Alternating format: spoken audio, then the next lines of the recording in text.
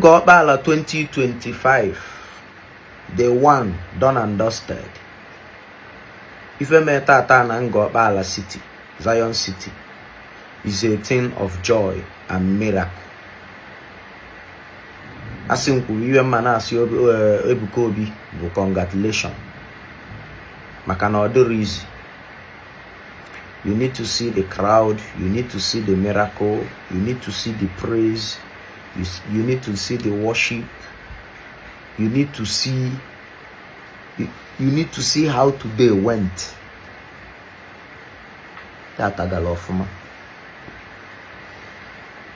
Just returning back to my hotel room, and I want to assure you there is no cost for alarm. Security the 150%. And rapụ ndị na-akọtọrọ ya agba na social media. Anya ụfụ ekworo anya ukwu, iwe na ọnụma. Kedu ihe o ji wee wụlọ nwa be anọzi obi?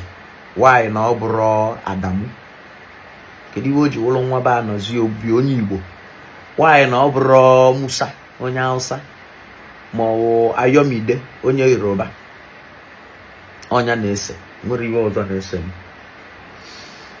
Mana ngozi Chukwu na-enye bụ onye ọ chọrọ ka ọ ya enye. Na asị nkwube the grace is upon him already. Ife njikwu okwu abụrụ ihe ọzọ for you to prepare for tomorrow, day 2.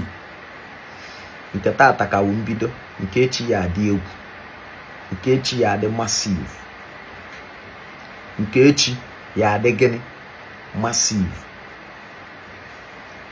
Onwe video nọ mfụlụ online ebe ogwu anụmanụ, ogwu atụrụ Hausa, ewu Hausa nọ non-completed building na-ezuzuweli si na ọ na-ara mmiri with how many followers.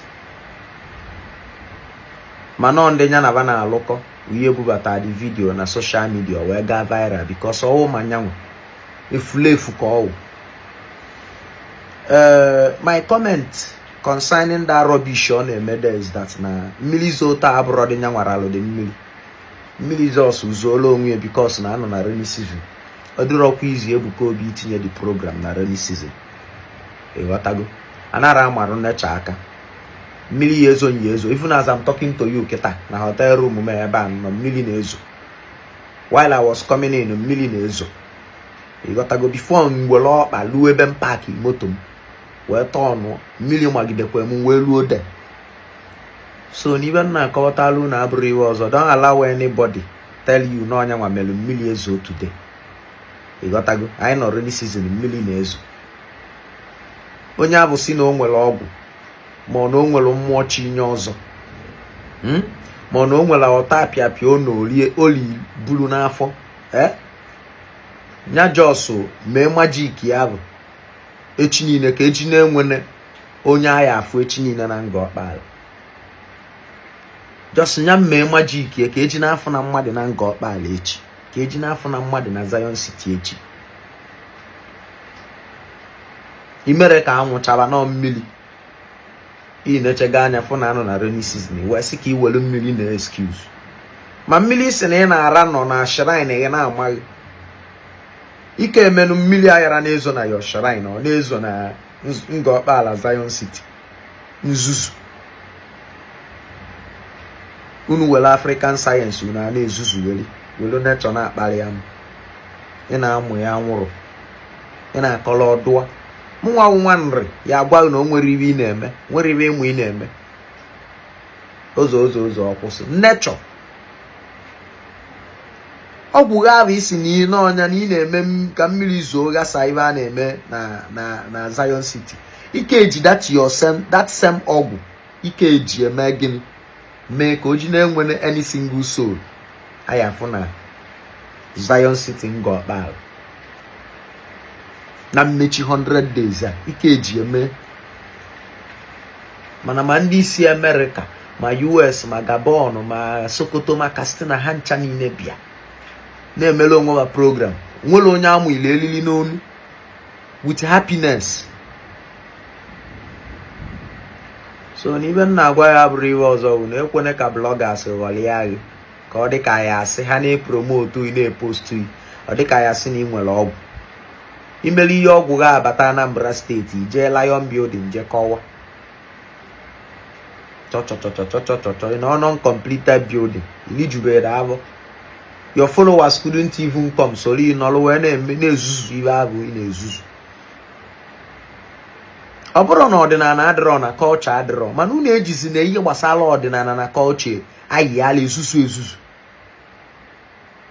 mmadụ na-eme program ịpụta na-ama aka na ị na-ara mmiri ka ị ghasa nke onye ọzọ ka ị ghasa nke onye ọzọ na-eme ọ dịghị ka ọ dị possible ị na ọ na-ezuzu program a na-eme ma na-agakwala onwe people ju crowd ju people they happy wholeheartedly na-eme their own thing ọrụ m nwa bata kịta fichacha alụ wụgharịcha alụ dozi n'ọlụ onwe m ihe niile awụrụ soshal midia iche ra mmiri ka ịfụ mmiri si na zinc ada tụtụtụtụtụtụtụtụ ka ị na-evidio egosi gullible people ndị efulefu ibe gị a na-akụrụ gị aka na-eshie na-akọmentịrị gị na-aṅụrị ma anọ na Zion City na-abịa udo foundation of success na-edoneti ego anyị ejelu hospital maternity company ebe ndị village ụmụnne gị inyenwụla ọrụ inyenwụle nne ya alụ wee na-enweta ego ba ji azụ onwe ha. How many years? Within few months Ngokbala gbape develop wee nwee such a crowd last year and this year. Unu adịrọ happy. Onye iwe na-agala ọfụma na-ejebe dibịa ọgbụgba afa. Onye iwe na-esiri ike na-ejebe dibịa. Onye ndị mmụọ chiri ọnụ n'ala. Onye aka nkụchasị na-emewu ihe na-ejebe dibịa. Onye iwe na-agazila ọfụma anya na chi dị na mma narị nwere ihe gbasara anya na dibịa. Ekwubugo m ekwukwu ya ọzọ. Onwe dibịa ya apụta weta evidence na ọgwọnugolu m nwa Igwe Credo ọgwụ. Arapụlụ m unu social media. Nye ọgwọnugolu m ara agba aka nke a wele nke ka ị nwekwe na ọgwụ. Ihe aka nwanne wee nwee ọgwụ ka njukeli. Ihe aka mụma mkpọrọgwụ na mkpa akwụkwọ eji eme ọgwụ nwa. Na-ezuzu. Onye nwa chapụta na social media ọ na-amagharị ka mbala. Mgbe ihe gidigidi akịta anụ nwa achọghị masị afụnarị. Day 2 bụ echi niile. And the Zion ministry members are coming out again in masses. Agwa m unu na enwere reason nji support Zion. Maka before support any department, any people, mmebu ụzọ negodo anya. Malụ ndị a na-akpagbu, ndị a na-achọ imegide. Ifro ka unu si wee pụta wholeheartedly. Kwuo na unu na-ara mmiri ka unu gasa iwe Zion ministry na-eme. This is part of the reasons that I can never support you people. Maka na onye ọbụla na-akpa alụ ka ọ esi wee megide onye ọzọ. Adịrọ m na ya. Ndị ọdịnala na-awa ji na-eme agwụ na-eme whatever thing. Ha mewelu onwe ha nya gazielu ha. Ndị ụka na-eme nya gazielu ha meelu onwe ha nya gazielu ha. Adịrọ m ready ndị ọdịnala na-eme ihe. Eje m chọwa akpawa m alụ ka m mesi ya sa ihe ha na-eme. Ma ndị ụka na-eme ihe akpawa m alụ ka m mesi ya sa ihe ndị ụka na-eme. Anọrọ m n'ụdị avụ.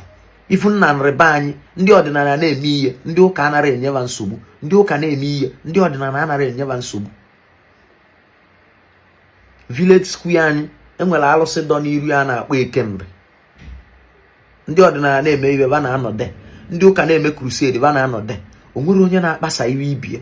Ndị ụka anara aba na Ekembe jeje gasawa iwe ma ọkụlụ egwu ụka ba dị ejeje dai Satan. No. Iwelu village square mechie event na-abeghị. Ọdịnala pụta mechie dia over na ndị politics mechiewa ana ndị ọzọ mechiewa ana ndị yom mechiewa ana youth mechiewa ana.